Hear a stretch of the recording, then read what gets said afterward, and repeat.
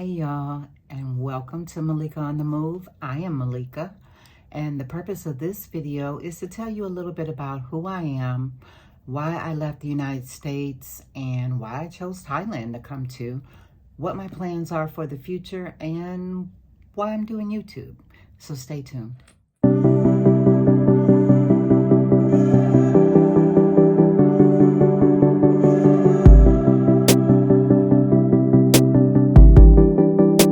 Who is Malika? I think my biggest accomplishment is that I am the mother to two wonderful, very handsome young men. I am a grandmother, and I'm also a U.S. Army veteran, and I am a nurse, retired, but still a nurse. I am a person who has always been curious and had a passion to experience other cultures and just see this beautiful world that we live in. I've known that I've wanted to be an expat for quite a long time. My first overseas trip was when I was stationed in the military in South Korea. And at that time, I was really impressed and extremely curious about what it would be like to live in another country. And I distinctly remember me telling myself, you know, when I get out of the military, I can see myself coming back here to live. So I was in my mid-20s about that time, and you know, life just continues to go on. You raise your children, you go to the university to get your education, you try to get the American dream. You know, you want to buy the house, you want to have the cars, the material things, the clothes, the furniture, you know, the nice home. And travel just kind of took a back burner for me at that time until about 2009. And I went overseas. I went to Italy, and that kind of sparked my passion again to say, okay, we're going to make this happen one day. We are going to be an expat. We are going to travel the world and just make sure that I see as much as I can before I die. So let me go back a little bit to where this all started.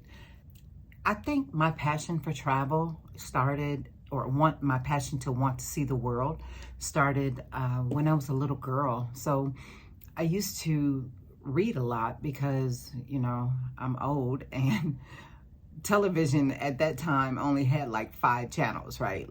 So I had a pretty voracious appetite for reading at that time. I wanted to read everything I could get my hands on, but I wasn't that big on reading books. You know, I had all the little children's books and stuff like that, and I would just read them and toss them to the side. What really intrigued me was information. I wanted to learn about things, not just read fantasy stories. So my godmother lived next door, and she was an educator, so she had 2 wonderful full sets of Encyclopedia Britannicas, those big, heavy, hardbound books. And she would let me come and borrow 2 volumes at a time. And I would sit and read the encyclopedias from front to back, A to Z, and then I would start all over again and go back to A and go back to, you know, to Z. I remember that the things that stood out for me the most was different countries, reading about different people.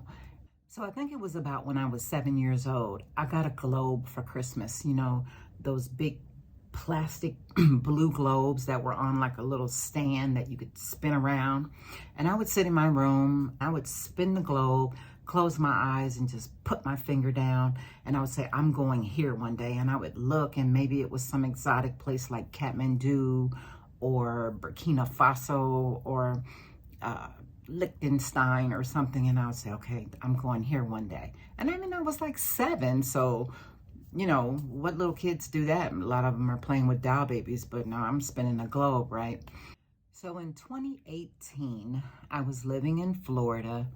I was helping out with my dad, taking care of him. And I decided, you know, it's time for me to go overseas. I wasn't working at the time. I was retired, just living in a big old house alone just was really frustrating, and I just did not find any happiness in material things anymore.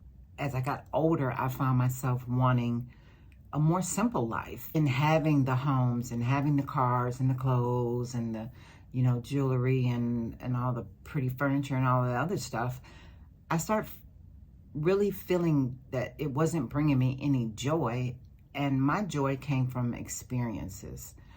So in 2019, I came to Thailand with my cousin. So my cousin, she's Thai, 100% full Thai, born in Thailand. She was adopted by my aunt and uncle when they were stationed here in the military. She wanted to also explore maybe moving to Thailand. And so we decided, well, let's go check out Bangkok and Chiang Mai. So we came over here in 2019, and wouldn't you know it, the day after I arrived, I got really sick and I had to go into the hospital. I don't know what it was, whether I had the flu or whether it was just the difference in the pollution in Thailand compared to the United States, but I really had some respiratory issues. It kind of started making me rethink Thailand as somewhere to come. But I was really impressed with the medical care that I received. I was impressed with the affordability because, you have to pay not up front, but you have to pay when you leave the hospital. So I was like, that's all that it cost? I think I spent maybe 3 days in the hospital, and it was only like $2,700, which in the United States, that is like 15 minutes in the hospital. So I got back to the United States. I really started to rethink Thailand. I said, well, maybe Thailand is not the best place for me to go. At that time, then my dad started to go downhill a little bit and needed more assistance. So I said, well, it's probably best that I stay in the U.S. 2020, or the late 2019, I moved to Alabama. And then, boom, COVID happened. With the event of COVID, that really gave you time to think because you wasn't going anywhere else, right? Countries were locked down, cities were locked down. I had bought another home, and it was a beautiful home, but sadly, I kind of felt like it was a prison for me. It was just me, and it was my little dog, and I would sit around the house and look like, why do I have this big old house, and it's just me and my dog, and I'm not going anywhere, I'm not doing anything.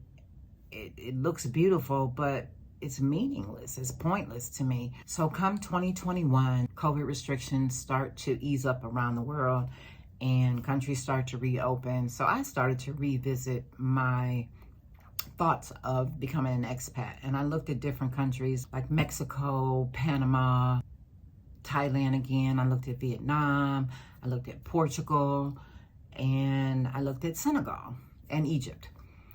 So, of course, you got visas, healthcare, which is extremely important to me, especially with the pandemic, and affordability. And pretty much Thailand checked off all those boxes for me. So I just went ahead and made up my mind. That's what I'm going to do. I'm going to come to Thailand. So like I said, all this material stuff was not bringing me any joy. So it was not hard for me to throw up a sale sign on the house. And I said, at first I was going to put my car in storage and furniture in storage and other little knickknacks and things that I thought were important to me. Once I got started, getting rid of things, selling things, I just said the heck with it. I sold everything. I liquidated my life down, and this is all I own to my name other than what's here in Thailand. But back home, all I own to my name is one plastic tote. But I really don't own anything in life, and it feels very freeing. It's a weight off of me. I feel like I can just pick up and go wherever I want, when I want, and I don't have to worry about big U-Haul trucks or movers and packing, and I can throw stuff in a suitcase and just roll out. And it feels so good. And that's a personal decision. I know not everyone will get to that point in life. Some people have a hard time getting rid of things that they've had that maybe they don't even use, but they're like, oh, I might use that one day. Or, that I've had that 10, 15 years, or that belonged to my grandmother, or yeah. And not to say that I didn't have those things either. And not to say it wasn't hard to let some of those things go. because it was a lot of, that was very emotional for me. But I knew it needed to be done. The hardest part for me was leaving my family, my children, even though they're grown and they have their own lives, and leaving my little dog. And sadly, I think that her heart was broken and she stopped eating and her kidneys failed and she passed away. So that kind of broke my heart. Kind of made me question whether I made the right decision coming to Thailand, because I felt like I abandoned her, or just, I don't know. I don't want to talk about that. So why did I pick Thailand? Well, like I said, affordability. I have never, since I was maybe in my late teens, paid such a low amount of money for housing. Now, granted, the space that I have is not very big at all, but it's really all I need.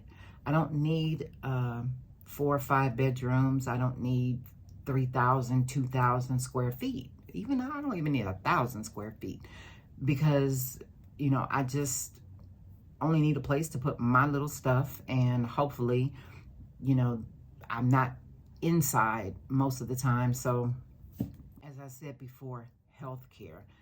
That, for me, probably, other than affordability, was probably the biggest deciding factor for me to come to Thailand.